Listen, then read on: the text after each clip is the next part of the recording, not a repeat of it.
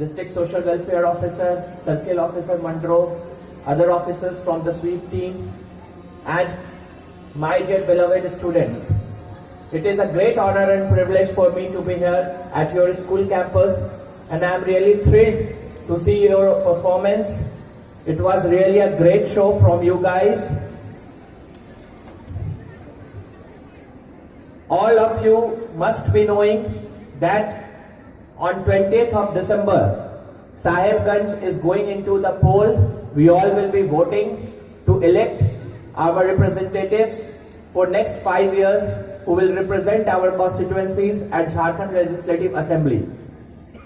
All of you must have been aware about the democratic process that exists in India. India is the largest democracy in the world, and it was the first country to grant universal adult franchise to all its citizens. There were democracies which were existing before we got independence, but India was the first country who granted voting rights to all her citizens who were above the age of 18 years, irrespective of gender, caste, religion. And it is a matter of great pride for all of us to uphold the constitutional values of democracy that has been betrothed upon us. Now, what constitutes what responsibilities it is on the shoulders of our young citizens. You, as the future citizens of this country, you must be aware about the democracy, about the constitutional values that we have, and at any cost we must uphold all these values. As it has been shown in the Nukkad Natak that was being presented here, all the children, whether boys and girls, even the teachers, you should go to your home, you should tell your parents, you should tell your big brothers, sisters, even the people who are residing in your community, in your vicinity, to go to their polling stations on the voting day, that is the 20th of December. You must tell them about the ethical voting practices. Nukkad Natak has rightly depicted that how do we select the right candidate.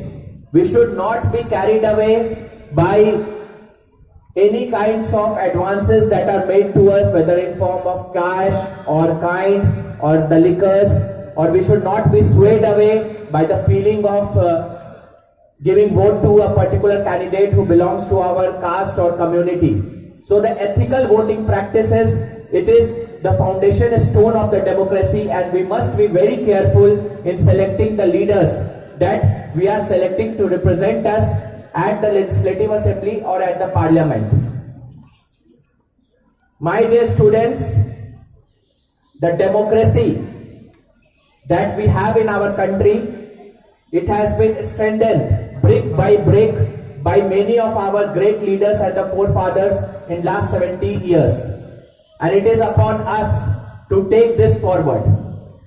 India is perhaps the only country who got independence in 1940s, and it has continued the value and tradition of the democracy in spite of having such a large diversity in this country. You might be knowing the other countries who got independence in the same era, whether it was the Vietnam or the Pakistan, Bangladesh, all had military coup at one time or the other. So it is only our country who had withheld this tradition. The first general elections were held in 1952, and we were the first country who had given the right to vote to all its citizens above the age of 18 years. At that time, the literacy rate in India was only 17%.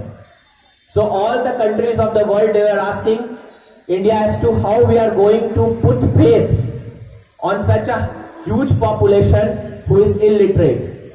But it was at that time that our forefathers visioned the importance of the democracy, and they stood by their decision that in spite of the large extent of illiteracy that is in our country, we will still give our people the right to choose their leaders. The traditional voting patterns that was followed in those countries, they were not to be used in India. Instead, because we had a huge illiterate population, we went with the party symbols. So that was the reason why party symbols came into the place, because people can recognize the symbols rather than reading the letters of the candidate's name. The first elections, each candidate, there was a separate ballot box that was kept, and the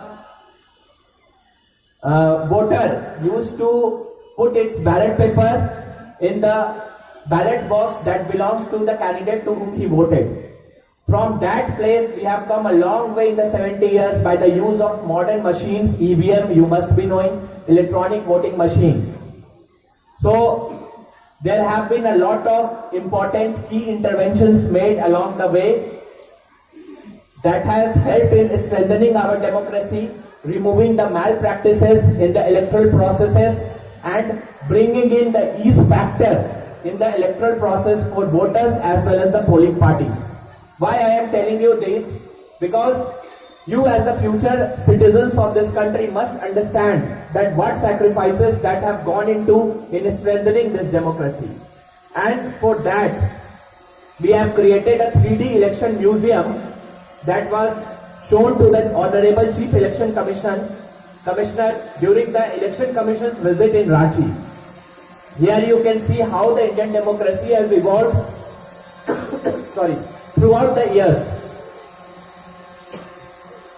Friends, in last Lok Sabha elections, around 90 crore voters, they have voted in our country. And you can understand the extent of the voting by the process that not even a single person in the country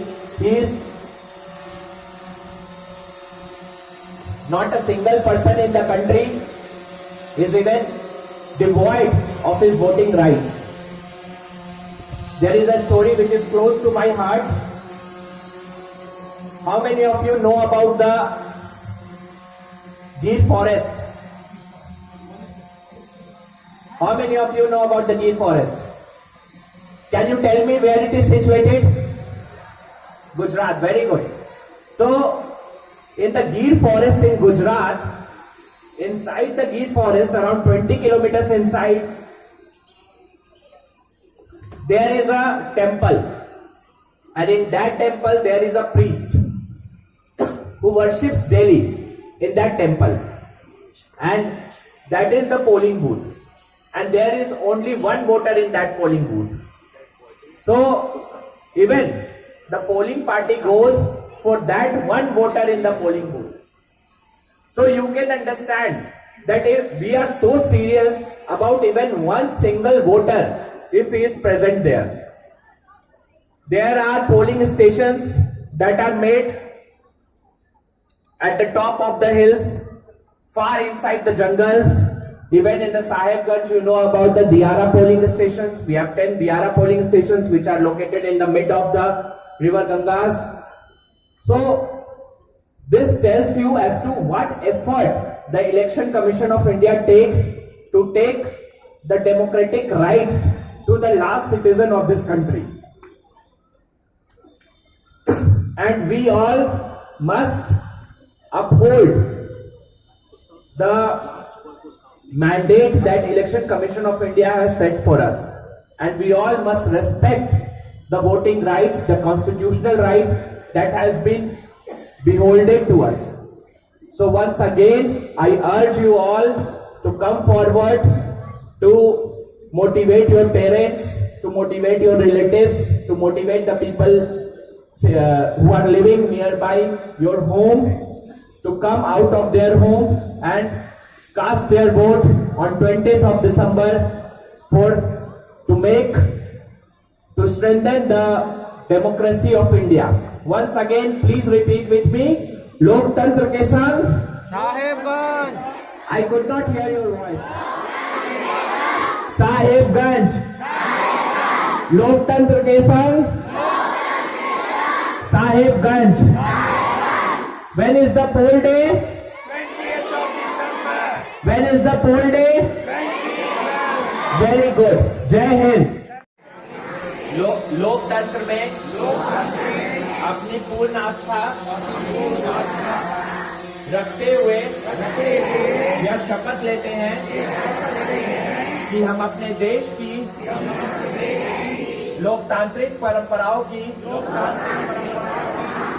मर्यादा को बनाए रखेंगे तथा स्वतंत्र, निष्पक्ष एवं शांतिपूर्ण निर्वाचन की गरिमा को अक्षुण्ण रखते हुए निर्भीक होकर धर्म, वर्ग, जाति, समुदाय, भाषा अथवा अन्य किसी भी प्रलोभन से प्रभावित हुए बिना सभी निर्वाचनों में अपने मताधिकार का प्रयोग करेंगे। जय हिंद।